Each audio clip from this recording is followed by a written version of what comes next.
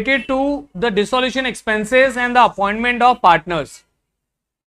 जब हम पार्टनर को डिसोल्यूशन एक्टिविटीज के लिए अपॉइंट कर देते हैं, ओके, और जो उनका एक्सपेंसेस वगैरह पेड आउट किया जाता है, ठीक है। अब आप सबसे पहली एंट्रीज देखो। Dharam, a partner was appointed to look after the process of dissolution at a remuneration of 12,000। उन लोगों को बोलो यहां से जाने के लिए। बेटा आप लोग शोर मत करो। हाँ, धर्म पार्टनर है, were appointed to look after the process of dissolution at a remuneration of 12,000। हमने धर्म को अपॉइंट किया है, हम हर एंट्री की सिंगल एंट्री ही करने की कोशिश करेंगे, राइट। तो मैं पहले आपको सबका रफ वर्क दिखाऊंगा। अगर मैं ए पार्ट के लिए जाएं तो ए पार्ट में क्या लिखा हुआ है? अकॉर्डिंग टू ए पार्ट, धर्म एक पार्टनर है जिसको हमने डिसोल्यूशन प्रोसेस के लिए अपॉइंट किया और उसके लिए हम उसे 12,000 दे रहे हैं। तो इसकी एंट्री क्या होगी? इसकी एंट्री होगी realisation account debit to Dharm's capital account, right. तो ये अमाउंट क्या हो जाएगा? 12,000। हमने इसको 12,000 दिया। इसके बाद आप देखोगे dissolution expenses were to be borne by the firm. हमारी जो डीलिंग हुई वो ये डीलिंग हुई कि डिसोल्यूशन का खर्चा फर्म उठाएगी। Dissolution expenses of 11,000 were paid bye धर्म। 11,000 का डिसोल्यूशन का खर्चा भी धर्म ने दे दिया। ओके, तो अगर दूसरी एंट्री होनी चाहिए थी, अगर मैं हमारा था तो वो होना चाहिए था realisation account debit to bank, but वो हुआ क्या? धर्म ने दे दिया। तो उसकी एंट्री हो जाएगी realisation account debit to Dharm's capital account. ये समझ में आया बेटा? हाँ, एनी डाउट एनीवन? क्योंकि ये हमारा खर्चा था, धर्म ने किया है, तो धर्म के कैपिटल को हमें क्रेडिट करना पड़ेगा। ओके, तो इसकी अगर हम सिंगल एंट्री करें तो आप देखो रियलाइजेशन डेबिट है, यहां भी डेबिट है, तो प्लस हो जाएगा इस केस में। तो realisation account debit 23,000 to Dharm's capital account 23,000। Okay, तो यहां हम एंट्री कर देंगे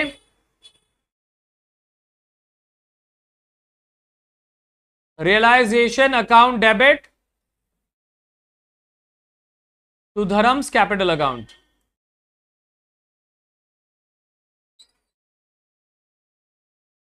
$23,000 और 23,000 बीइंग हम यही लिख देंगे, बीइंग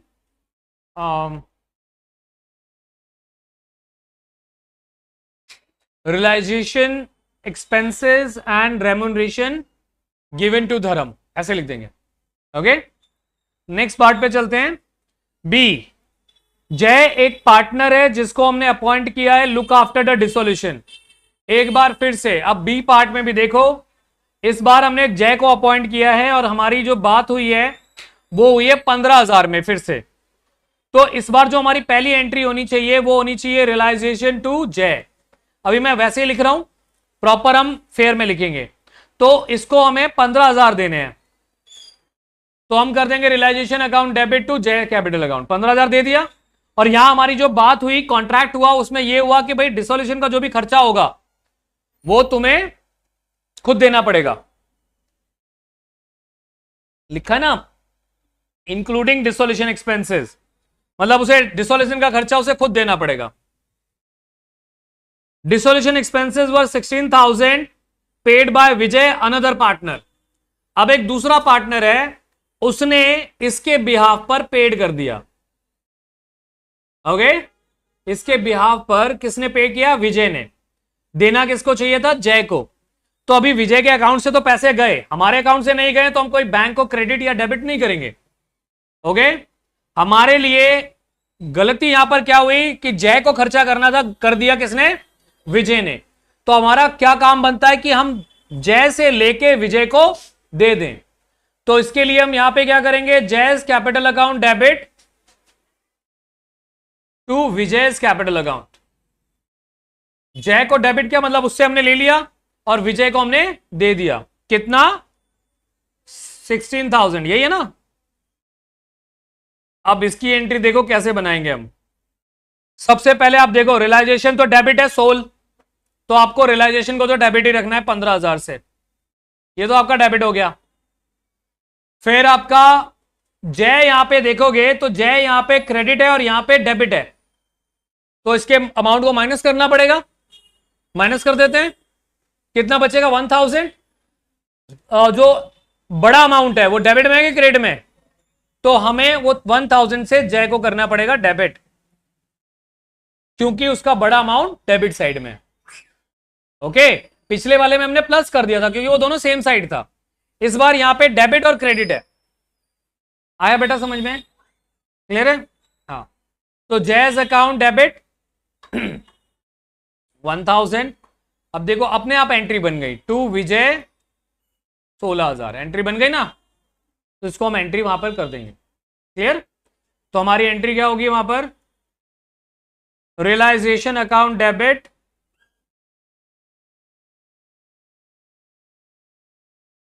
कितना 15,000, जैज कैपिटल अकाउंट डेबिट ये कितना है 1000, and to Vijay's capital account and that is 16,000। यहां पे बिंग लिख के इसको क्लोज कर देंगे। एंट्री समझ में आ गई, आरू समझ में आया। नेक्स्ट सी पार्ट,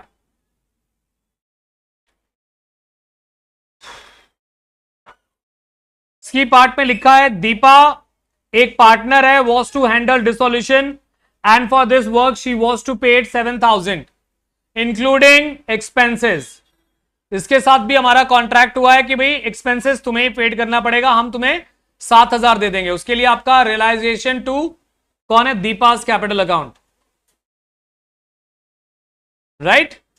तो हमें 7,000 और 7,000 हमने, ये पहली एंट्री हो गई हमारी। आगे बढ़ते हैं, लिखा हुआ है dissolution expenses 6,000 were paid by firm. 6,000 रुपए फर्म ने पेड कर दिया। क्या फर्म को देना था? नहीं, देना किसको था, दीपा को। तो ये एक तरीके से हमारा जो पैसा गया किसके बिहाफ पर गया, दीपा के बिहाफ पर। तो हम करेंगे दीपास कैपिटल अकाउंट डेबिट, मतलब हम ऐसा मान लेंगे कि दीपा ये 6,000 रुपए लेकर गई है ना, तो Deepa's capital account debit to bank account. समझ में आया। तो ये 6,000 से एंट्री हो गई। अब हम इसका भी कर लेते हैं। रियलाइजेशन 16 है तो रियलाइजेशन तो डेबिट ही रहेगा 7,000 से, और बैंक भी 16 है तो बैंक भी क्रेडिट रहेगा 6,000 से। दीपा यहां पे क्रेडिट है, यहां पे डेबिट है, तो माइनस कर देंगे, कितना आया 1,000, बट बड़ा अमाउंट इस बार क्रेडिट साइड में है, तो दीपा का अकाउंट क्रेडिट करना पड़ेगा। समझ में आ रहा है। और टू बैंक, एंट्री बन गई ना, बन गई। हाँ, अब ये हम कर देंगे। सो एंट्री क्या होगी, C part realisation account debit कितना था 7,000 to Deepa's capital account,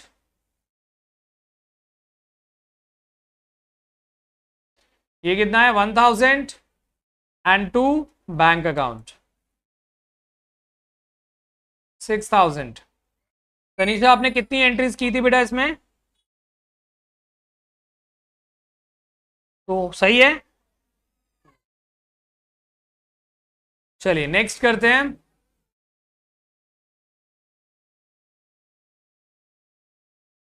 D part में चलते हैं।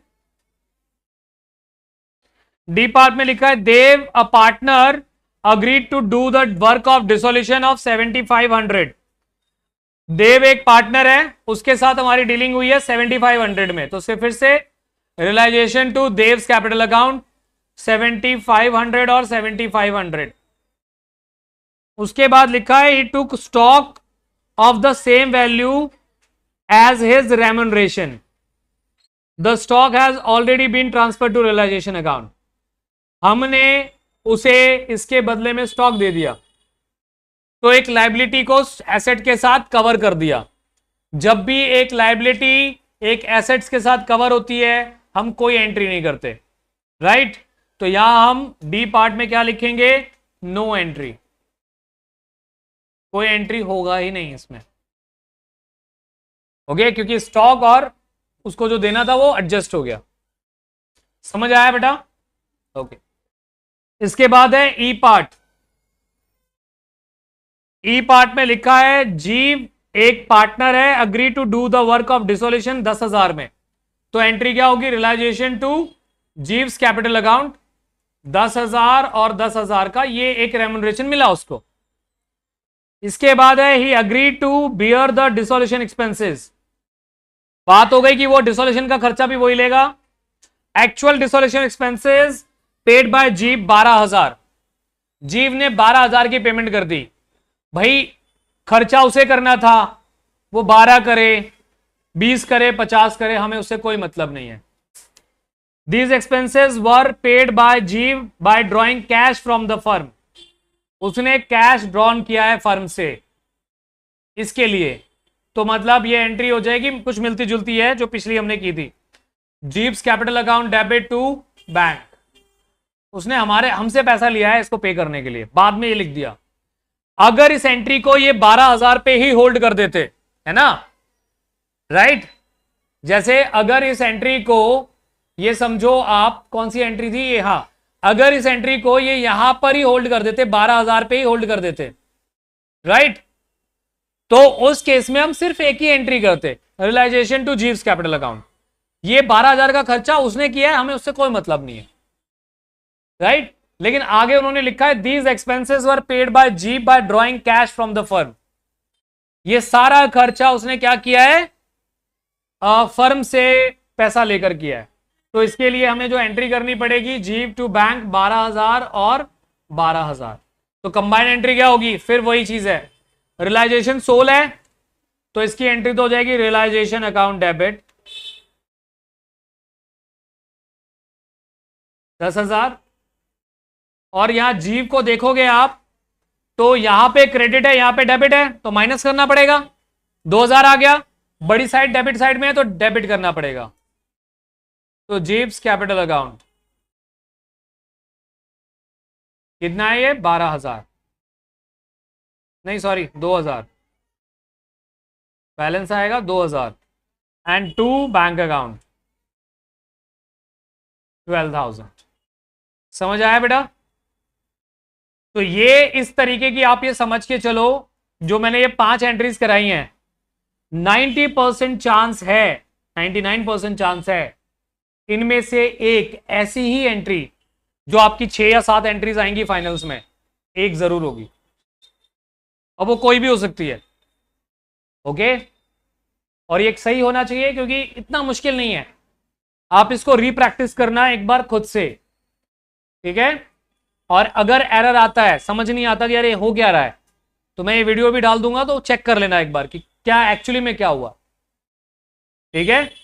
मैं देखता हूं कि आप लोग चेक वेक करते हो नहीं, तुम्हें इतनी कोई ठंड नहीं पड़ी है ना, बट देख लिया करो, ठीक है। इतनी एफर्ट्स तुम लोगों के लिए कर रहा हूं मैं, ओके, ताकि वो दोबारा टाइम वेस्ट ना हो हमारा, ओके। ये हमारी एडजस्टमेंट्स हो गई सारी, क्लियर है बेटा?